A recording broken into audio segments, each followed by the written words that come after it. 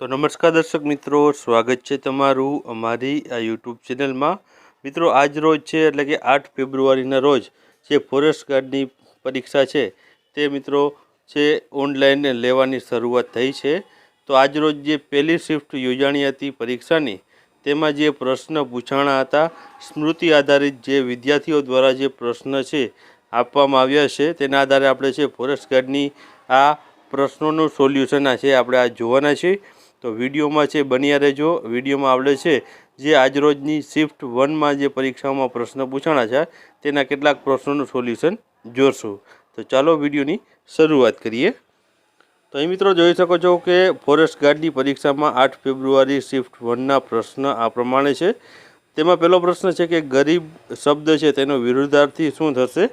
તો ગરીબનું મિત્રો વિરુદ્ધાર્થી અમીર થશે। ત્યારબાદ બીજો પ્રશ્ન હતો કે વિશ્વ મગર દિવસ છે તે ક્યારે હોય છે? તો 17 જૂનના રોજ છે વિશ્વ મગર દિવસ છે તે હોય છે। ત્યારબાદ મહિલા માટે છે જે બિલ ક્યારે પસાર થયું એવો એક પ્રશ્ન મિત્રો પૂછાણો હતો। તો તેમાં મહિલા અનામત જે વિધેયક 2023માં છે મિત્રો છે આ મહિલા વિધેયક બિલ છે તે પસાર કરવામાં આવ્યું હતું જે બંધારણમાં 120મો સુધારો રહેલો હતો। ત્યારબાદ છે એવો પ્રશ્ન પૂછાણો હતો કે ખાનપુર તાલુકો કયા જિલ્લામાં આવેલો છે? તો મિત્રો ખાનપુર તાલુકો મહીસાગર જિલ્લામાં આવેલો છે।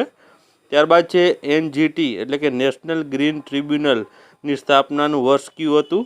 તો વર્ષ 2010માં છે આની સ્થાપના છે કરવામાં આવી હતી। ત્યારબાદનો પ્રશ્ન હતો કે LUCNનું ફૂલ ફોર્મ શું થશે?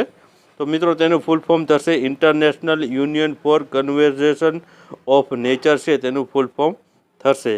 ત્યારબાદ જળ ઉત્સવ અમરેલીમાં જે યોજાણો હતો તેનો પ્રશ્ન પૂછવામાં આવ્યો હતો। તો મિત્રો 15 નવેમ્બરથી 25 નવેમ્બર સુધી 10 દિવસીય ભવ્ય જળ ઉત્સવ છે યોજાયો હતો। આ જળ ઉત્સવમાં 2023માં tent city, water sports, fun fair, food court સહિતના આકર્ષકો હતા। અમરેલી જિલ્લાના લાઠી તાલુકાના દુધાળા ગામમાં આ ગુજરાતનો સૌપ્રથમ જળ ઉત્સવ છે તે યોજાણો હતો। ત્યારબાદ ગાંધીજીનું જન્મસ્થળ પૂછવામાં આવ્યું હતું। તો પોરબંદર ખાતે ગાંધીજીનો જન્મ થયો હતો અને જન્મ તારીખ છે 2 ઓક્ટોબર 1869માં છે તેઓનો જન્મ થયો હતો। ત્યારબાદ આગળ મિત્રો ગણિતના પ્રશ્ન અમુક પૂછાણા હતા। તેમાં એક પ્રશ્ન એવો હતો કે 7 સંખ્યાની સરેરાશ 56 અને પ્રથમ 6ની 55 છે તો 7મી સંખ્યા શોધવાની હતી। તો મિત્રો 7 સંખ્યાની 392 થાય છે અને 6 સંખ્યાની 330 થાય છે। તેનો તફાવત આપણે જોઈએ તો 62 જેટલો થાય છે। તો 7મી સંખ્યા મિત્રો 62 હશે। ત્યારબાદ 3 સંખ્યાની સરેરાશ 20 છે અને પ્રથમ સંખ્યા 11 અને બીજી 21 હોય તો ત્રીજી સંખ્યા શોધવાની હતી। તો ત્રીજી સંખ્યા મિત્રો છે તે 27 થાય છે। ત્યારબાદ મિત્રો એક શ્રેણી આપેલી હતી 10, 21, 33, 46 અને 60।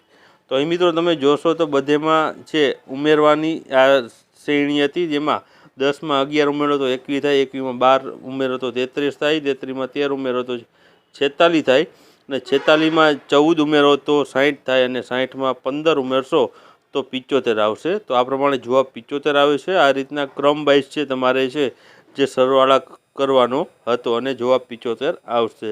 ત્યારબાદ 1 છત્રી 108નો લસા શોધવાનો હતો તો એમાં લસા મિત્રો 108 આવશે। ત્યારબાદ કેગની નિમણૂક કોણ કરે છે? તો મિત્રો કેગની નિમણૂક કલમ 139 મુજબ ભારતના રાષ્ટ્રપતિ છે કેગની નિમણૂક કરતા હોય છે। ત્યારબાદ આગળ વાત કરીએ તો ગુજરાત વિદ્યાપીઠ કયા ચળવળ સાથે જોડાયેલી છે? તો જવાબ આવશે અસહકાર આંદોલન 1920 સાથે। ત્યારબાદ દીપડો છે કયા જિલ્લામાં જોવા મળતો નથી? તો તેમાં મિત્રો અમદાવાદ જવાબ આવશે। ત્યારબાદ એક G20નો પ્રશ્ન હતો કે G20 સપ્ટેમ્બરમાં કયા શહેરમાં ઉજવાયો?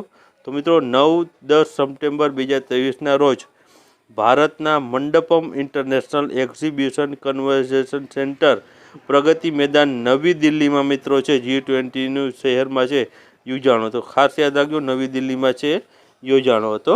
ત્યારબાદ શબ્દ સમૂહ પૂછવામાં આવ્યા હતા। તો શબ્દ સમૂહમાં હતા વક્તવ્ય સાંભળનાર તો તે છે શ્રોતા હોય છે। ત્યારબાદ રાહ જોવી એટલે પ્રતીક્ષા કરવી, કહી ન શકાય તેવું એટલે કે અકથ્ય। ત્યારબાદ અલંકાર જોઈએ તો અલંકારમાં તો શિયાળો ઈ શિયાળો, તો તેમાં અનન્વય અલંકાર આવશે. ત્યારબાદ છે સંધિમાં સ્વલ્પ હતી, તો તેની સંધિ છૂટી પાડશે, તો સુઅલ્પ તેની સંધિ છૂટી પડશે. ત્યારબાદ સમાસની વાત કરીએ તો ત્રિભુવન છે તે દ્વિગુ સમાસ થશે અને આવજા દ્વંદ્વ સમાસ થશે. વિરુદ્ધાર્થી શબ્દમાં ગરીબ તો ધનવાન અથવા તો અમીર થશે અને ઊંધું તો ચતુ, એવું મિત્રો આનું છે વિરુદ્ધાર્થી ઊંધુંનું થશે. સમાનાર્થીમાં જોઈએ તો પાડ તો આભાર થશે અને ફાડ તો ધ્રાસકો જેવું તેનું અર્થ સમાનાર્થી થશે. ત્યારબાદ વિશ્વમાં સૌથી વધુ વરસાદ ક્યાં પડે છે?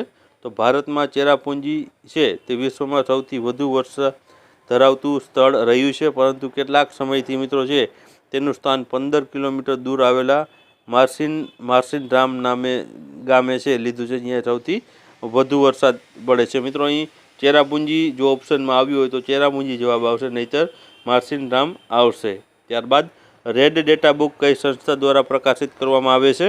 તો જવાબ આવશે IUCN, એટલે કે international union for conservation of nature દ્વારા છે રેડ ડેટા બુક છે તે પ્રકાશિત કરવામાં આવે છે. ત્યારબાદ છે બાંધણી અને રંગકામ માટે કયું શહેર સંકળાયેલું છે? તો તેમાં જામનગર શહેર આવશે. ત્યારબાદ મિત્રો છે જે અંતરનો સમય અને અંતરનો પ્રશ્ન હતો, જેમાં 20 મિનિટ ઓછો સમય લાગશે, જવાબ તેમાં 20 મિનિટ ઓછો આવશે. ત્યારબાદ નફા નુકસાન નફાખોટનો જે હતો પ્રશ્ન, તેમાં 136.5 જેટલો જવાબ આવશે. ત્યારબાદ મિત્રો છે જે સંખ્યા ઉલટાવ્યા પછી મોટી સંખ્યાના એકમનો અંક કયો આવે? તો આમાં મિત્રો જવાબ આવશે 965 આવશે. ત્યારબાદ તમને છે ABDEGHIG અને LM આપેલ માહિતીમાં ખોટું ગોતવાનું હતું, તો તેમાં ખોટું LM આવશે. ત્યારબાદ 50ના 30% અને 20ના 30%નો તફાવત કેટલો થાય છે? તો તેનો તફાવત 9 જેટલો થશે. અને છેલ્લું છે B2A 3B 5C નો ABC બરાબર